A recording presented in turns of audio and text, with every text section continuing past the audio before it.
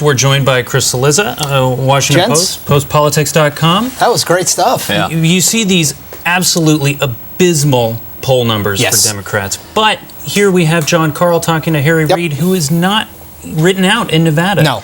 Is there something to this furious spinning from Democrats that their individual campaigns could pull them through? You know, not because I knew you were going to ask this, but I printed out before I came on, the DCCC, the House campaign arm, just released 13 polls, some in districts all over the country, showing their candidates either tied or ahead. These are targeted races. And it goes to exactly what you're talking about.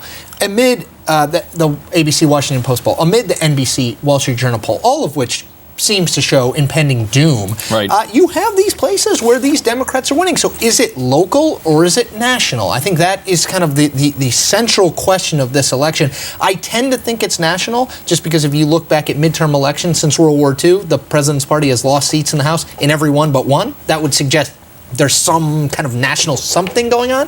But this is the fight that Democrats are trying to make. We can win this race by race, or probably more accurately, we cannot lose this by winning a few of these races where you might not expect us to win. Right, and yet we've seen the DCCC push back against reports that they're ready to cut bait with some of their incumbents. But this is how it works. I mean, this happens in every election cycle. They did push back in this New York Times story over the weekend that they name names of certain people, Betsy Markey in Colorado, some other people who are going to get cut.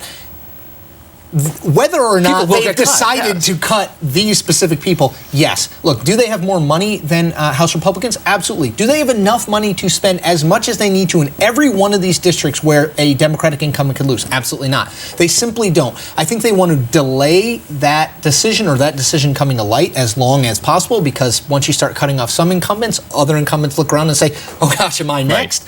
And panic ensues a little bit. But yes, Rick, you're exactly right. Look, they're going to have to, because it's the whole you break a few to make an omelet. I mean, to be totally honest, that's the approach they're taking. They're not going to hold the House by, Republicans are going to pick up 10 seats, right? At best, they pick up 30, 35 seats, and Democrats hold a narrow majority. And their strategists privately acknowledge that. It's an issue of keeping those losses as close under that 40 as they possibly can. But there's no national argument that Democrats can make. The economy is so bad and their poll numbers are so bad. I mean, it's very difficult. Look, I think that House Democrats had held, whether it was a hope in the unseen, whether it was an unrealistic hope, they had hoped that by September, by today when we're talking, the economy unemployment wasn't going to be at 1%, but the trend line was going to be better. And that just hasn't happened. You could argue the trend line is worse. You could argue it's neutral. But they put a lot in the idea that the economy would get better, and they would be able, Zach, to go and take credit for, look at all the things we did to make the economy better.